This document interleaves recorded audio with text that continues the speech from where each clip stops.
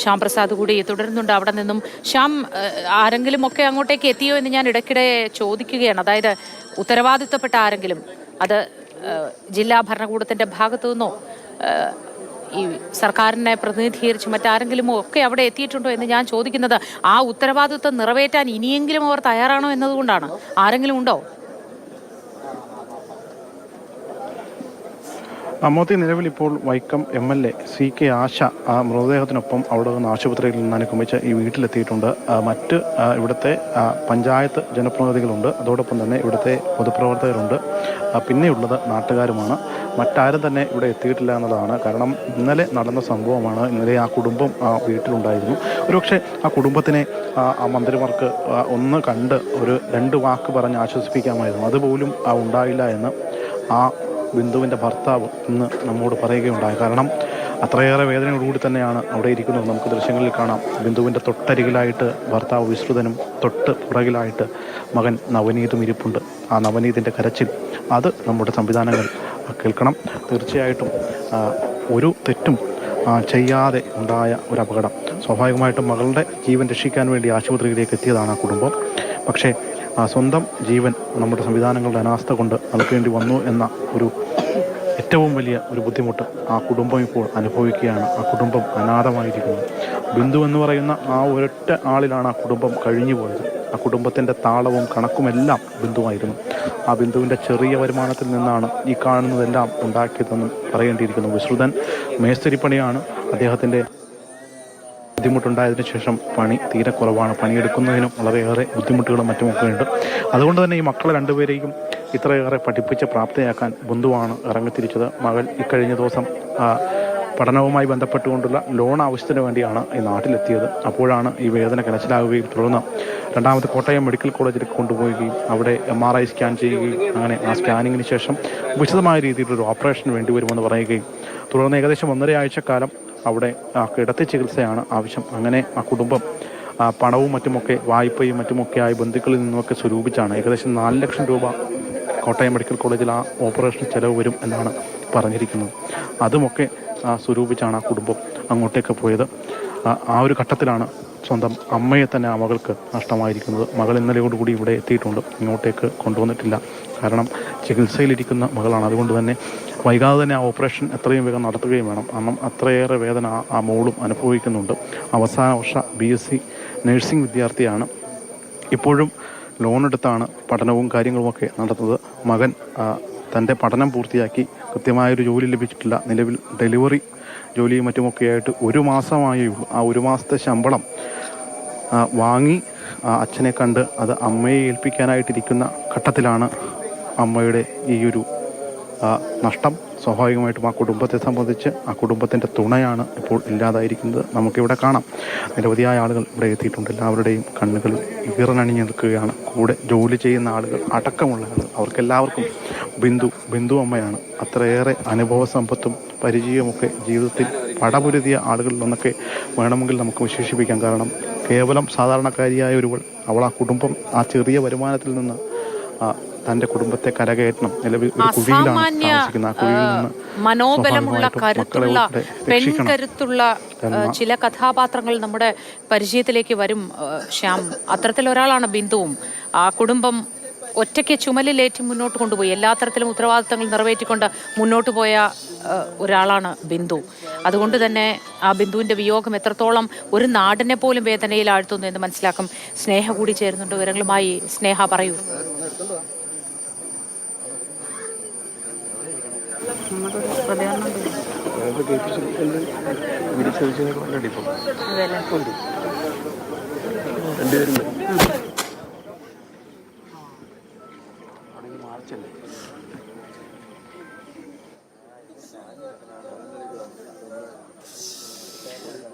Kottayam medical കോളേജിലെ അപകടത്തിൽ കെട്ടിടം ഇടിഞ്ഞു വീണുണ്ടായ അപകടത്തിൽ മരിച്ച ബിന്ദുവിൻ്റെ ഭൗതികദേഹം വീട്ടിൽ പൊതുദർശനത്തിന് വച്ചിരിക്കുകയാണ്. ഇപ്പോൾ ബന്ധുക്കളും നാട്ടുകാരും അടക്കം നിരവധി പേർ അന്തിമോപചാരം അർപ്പിക്കാൻ എത്തിയിട്ടുണ്ട്.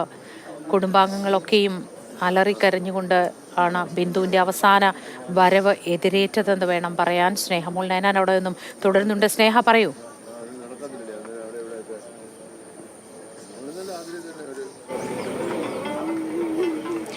മോത്തി നിലവിൽ ബിന്ദുവിൻ്റെ ഭൗതിക ശരീരത്തിന് തൊട്ടടുത്തായി നമുക്ക് കാണാം ഭർത്താവ് വിശ്രുതൻ, അതുപോലെ തന്നെ 2 മക്കളും ഒപ്പം തന്നെ ബന്ധുക്കളുമുണ്ട്. ജനപ്രതിനിധികൾ സ്ഥലത്ത് എത്തിയിട്ടുണ്ട്. വൈക്കം MLA CK ആശ, വാർഡ് മെമ്പർ, പഞ്ചായത്ത് അധികൃതർ തുടങ്ങി വിവിധ ജനപ്രതിനിധികളും സ്ഥലത്ത് എത്തിയിട്ടുണ്ട്.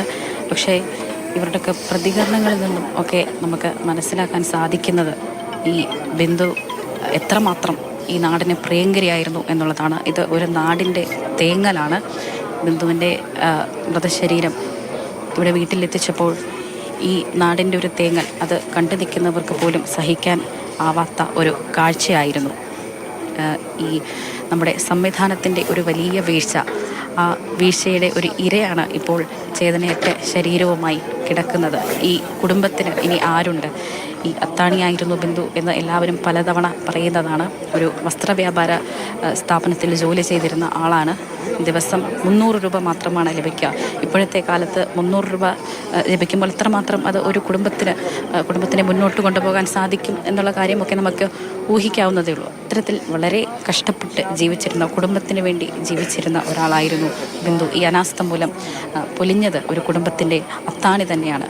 ഈ കുട്ടികളെ സംബന്ധിച്ചെടുത്ത് നമ്മൾ അമ്മമാരെ കുറിച്ചൊക്കെ പറയുമ്പോൾ അമ്മ ഇല്ലാതാവുന്ന ഒരു കാഴ്ച അത് സഹിക്കാവുന്നതിലും അപ്പുറമാണ്. ഈ ലോകത്തെ ഏറ്റവും വലിയ ഒരു നഷ്ടമാണ് അമ്മ ഇല്ലാതാവുന്ന ഒരു കാഴ്ച എന്ന് പറയുന്നത്.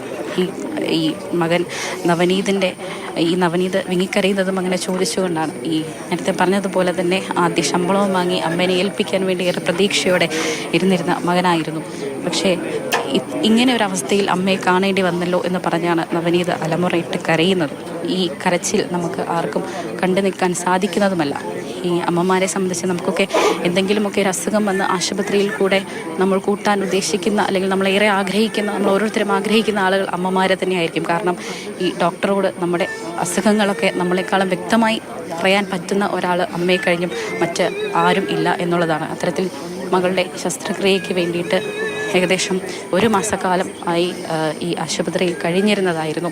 സാധാരണക്കാർ ആശ്രയിച്ചിരുന്ന ഒരു ആശുപത്രിയായിരുന്നു. അത്തരത്തിൽ സാധാരണക്കാരിയായ ബിന്ദുവും ചികിത്സയ്ക്ക് വേണ്ടി ആശ്രയിച്ചിരുന്ന ഒരു ആശുപത്രിയായിരുന്നു. പോലെ ഓരോ ദിവസവും കിട്ടുന്ന തുച്ഛമായ തുകയിൽ നിന്ന് സ്വരുക്കൂട്ടിവെച്ച തുകകളായിരിക്കും ഇത്തരത്തിൽ ചിലവാക്കാനായി മനസ്സിൽ കണ്ടിട്ടുണ്ടാവുക. ഒപ്പം കടം വാങ്ങേണ്ടിയും വന്നിട്ടുണ്ട്. സ്വന്തം ബാധ്യതകളൊക്കെ മറന്ന് കടം വാങ്ങേണ്ടി വന്നത് ആ ഒരു വലിയ പ്രതീക്ഷയാണ്. നെടുന്തൂണാണ് ഞാൻ കുടുംബത്തിൻ്റെ എന്ന തോന്നലിൽ നിന്നാണ് അതൊക്കെ ഉണ്ടാവുന്നത്. അങ്ങനെ ഓരോ പ്രതീക്ഷകളും വച്ചു പുലർത്തിക്കൊണ്ട് മുന്നോട്ട് പോകുന്ന മനുഷ്യരാണ്, സ്വപ്നങ്ങൾ ഏറെ ഉള്ളവരാണ്. അതൊക്കെ പെട്ടെന്ന് ഒരു ദിവസം ചിന്നിച്ചിതറി പോകുമ്പോൾ അത് വല്ലാത്ത ബുദ്ധിമുട്ടുണ്ടാക്കുന്നു. മക്കളുടെ കണ്ണിമ ചിമ്മിയാൽ വരെ വളരെ വ്യക്തമായി അമ്മമാർക്കറിയാം എന്താണ് അവർക്ക് സംഭവിച്ചത് എന്ന്. അവരുടെ ഒരൊറ്റ ചോദ്യത്തിൽ എല്ലാ കാര്യങ്ങളും മനസ്സിലുള്ളത് തുറന്നു പറയും മക്കൾ. അത്തരത്തിലുള്ളൊരു ആത്മബന്ധമാണ് അമ്മയും മക്കളും തമ്മിലുള്ളത്. അതുകൊണ്ട് തന്നെ ആ മക്കളുടെ കരച്ചിൽ നമുക്ക് താങ്ങാൻ കഴിയാത്തതാണ്.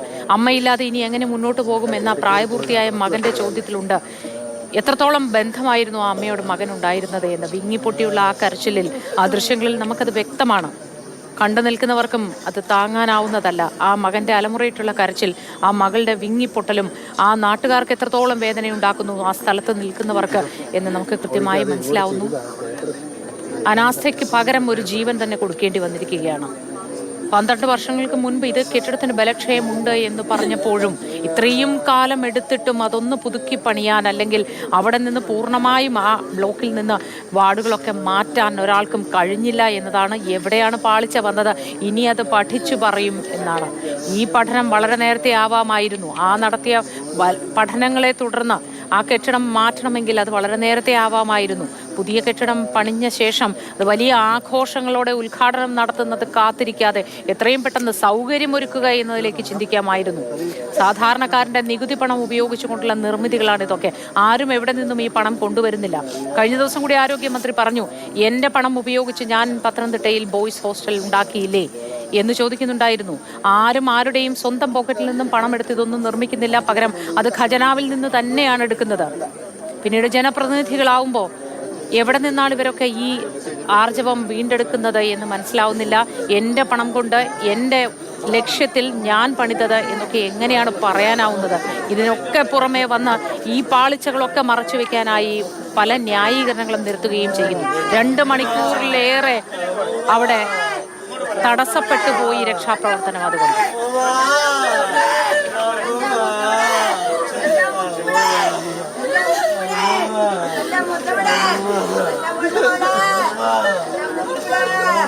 അമ്മയാണ് അങ്ങോട്ടേക്ക് കൊണ്ടുവരുന്നത്. അലറിക്കരഞ്ഞുകൊണ്ടുള്ള വരവാണ് അമ്മ.